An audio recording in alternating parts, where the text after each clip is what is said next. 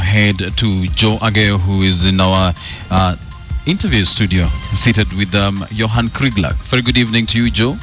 Well, thank you very much, Wilson. And indeed, yes, Johann Kreigler, there was a time, I think a few years ago, when his name was very famous all over the newspapers, on TV screens and all that. He's many things, but of course of immediate relevance here is the fact that you chaired a commission that tried to figure out what went wrong with the last general election, that is the one before the 2013 one.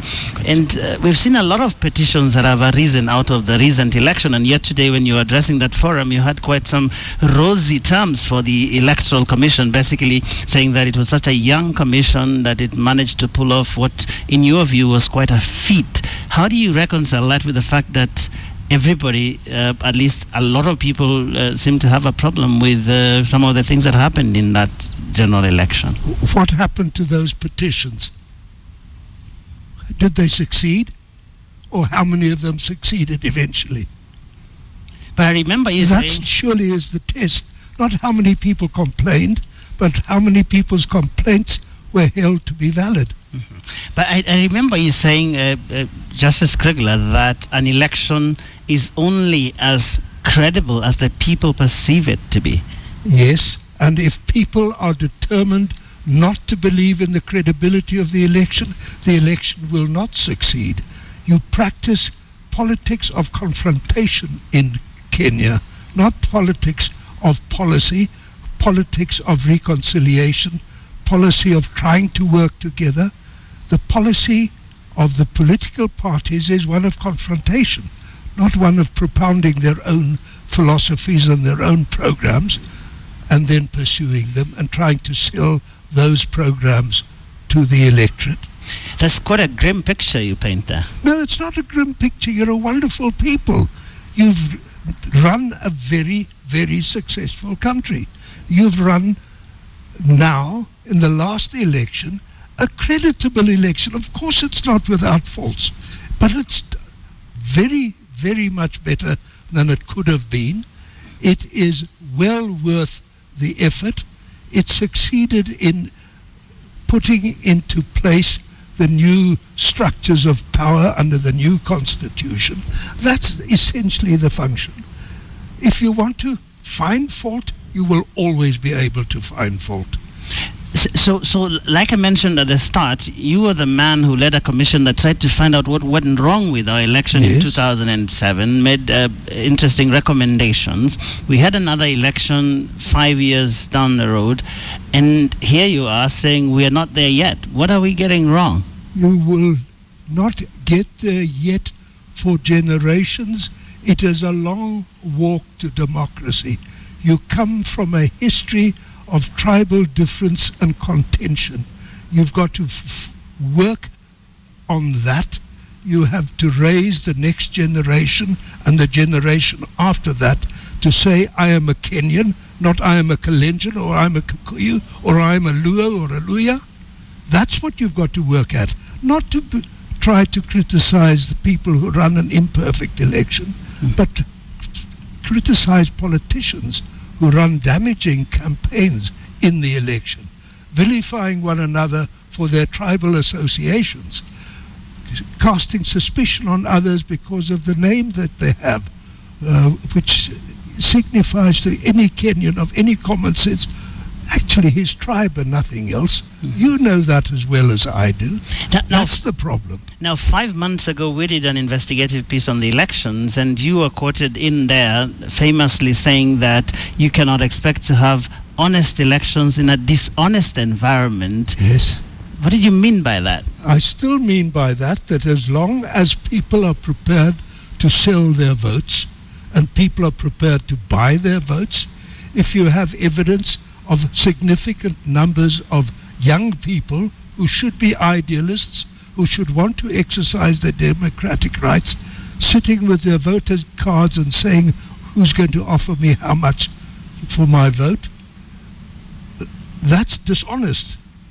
As long as you have politicians manipulating nominations for candidacies in various power bodies in the state, when the internal democracy of political parties is highly suspect And don't tell me you don't know that.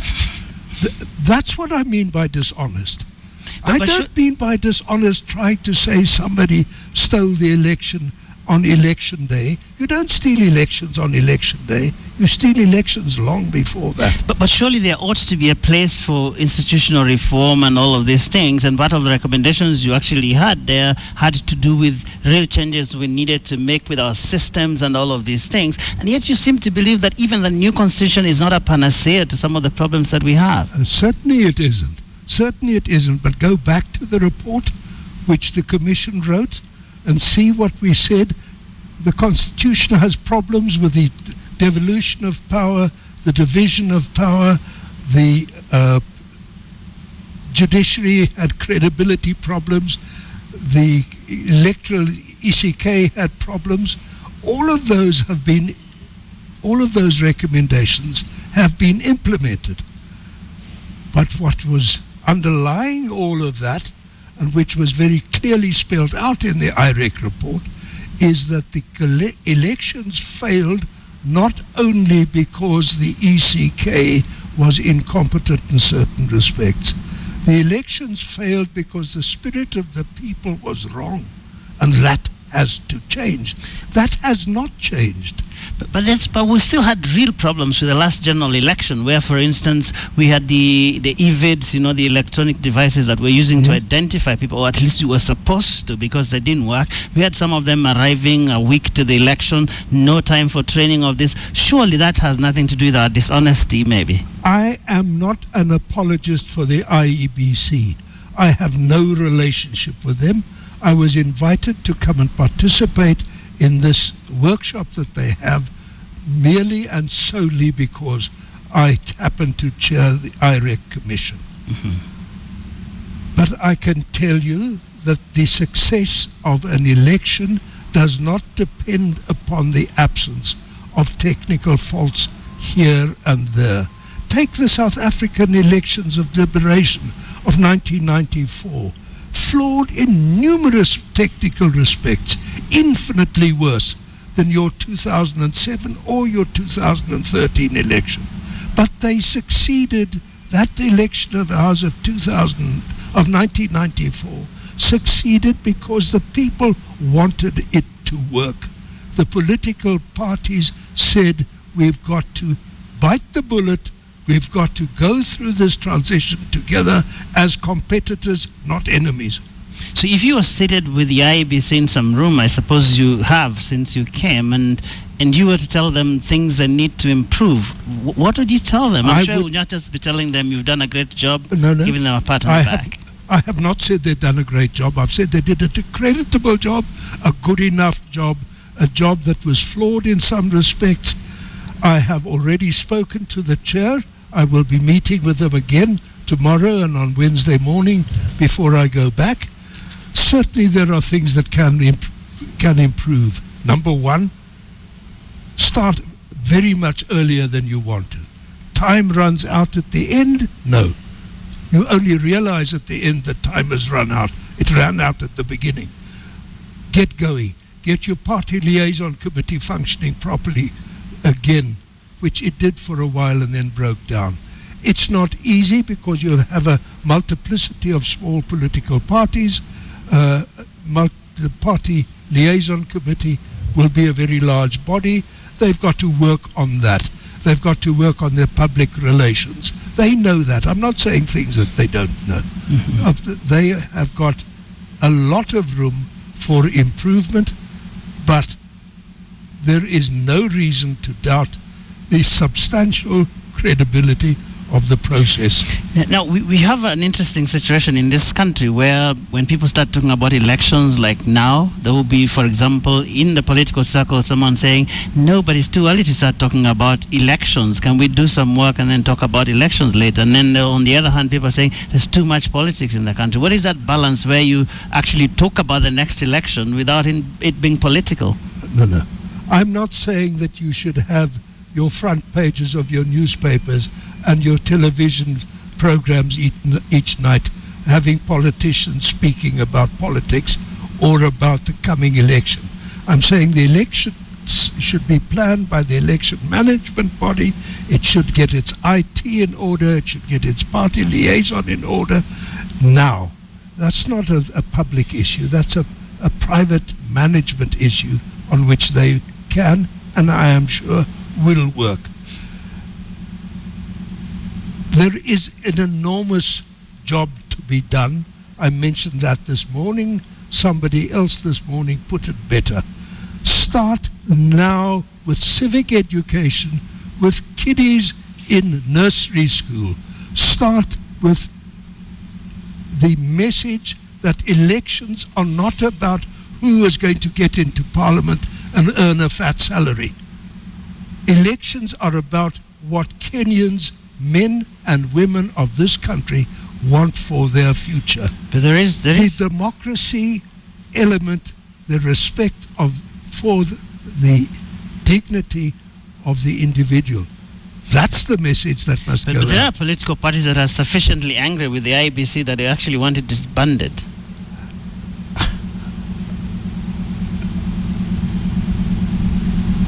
I find it very difficult to respond to that kind of question coolly and rationally. If the IEBC is not functioning properly and the ECK did not function properly, how on earth do you think a new body is going to function properly in the same environment, with the same hostile political climate, with the same critics who, if they've lost an election, don't blame themselves for having run a bad campaign, but blame the electoral management body for having been incompetent. Wanting to change the rules or the referee when you've lost the game is, by my lights, an exercise in futility. Better to say, if the IEBC operated badly, let's try to help it operate better next time. It's, after all, not the United Nations or the AU's election commission. It's the Kenyans' election commission. They've got to fix it. They've got to take their hands and help them put together a better effort if they think they can. Not to stand on the sidelines and say, shoot them. Now, looking forward by looking backward, we've seen, for example, that it's almost guaranteed that there's going to be a dispute of some sort anytime we have an election in this country. And the recommendation you made in your report was to have sufficient time to resolve those disputes, for example, in the presidential election before the assumption of office. And we have a 14-day period. Some people say, well, this is too short. We spoke to some people in Ghana, for example, who said, how on earth do you put together your pleadings in court and all of these things within that period and argue your case? And probably we had, for example, CORD in the last election, a huge document they said had some evidence, but then it was knocked out on a technicality. How do you get to that point where we go through the Supreme Court, for instance, and still people get out of it saying, yes, we put our best in it and we've got out with a result that is fair? I'm not familiar with the facts that you're putting to me, but I would reaffirm what was said in the report, that there should be an adequate time for disputes what's that? About results. What's adequate in your estimation? Electoral dispute resolution in its very nature has to be quick. You don't have months, years, as they do in some courts, to sit on election petitions and then 3 years into the next presidency say, sorry, you shouldn't have been there, but now that you're there, just carry on. Yeah, we've had MPs who did 4 years in the past. Right. It has to be quick. How quick? I can't tell you. That's a matter for your own judgment. The Americans, for instance, have their elections early in November and the inauguration late in January. That seems like a sensible precedent, so that you can have your Bush versus Gore disputes going from the federal court in Florida all the way to the Supreme Court and being thoroughly argued. But it's ultimately a political decision for you to take here. A fortnight does seem very short. Now, you've been to many countries around the world and seen how they conduct the elections. Are we that terrible? Can we be helped? On the contrary, I would certainly put the elections of Kenya, this last election, this six-fold election, in the top 10% of the elections that I have observed. It's incomparably better than Sierra Leone or Liberia or Zimbabwe or Maldives or Afghanistan. You can name them all. You did darn well. It wasn't brilliant, but it was good. All right. Thank you very much, Johann Kreigler. It wasn't brilliant, but it was good. That is his assessment. And Wilson and Nancy, a very interesting person here, saying on Twitter that all winners of elections say God help them, poll losers blame IBC, petition winners say judges are fair. So polls apart indeed. Back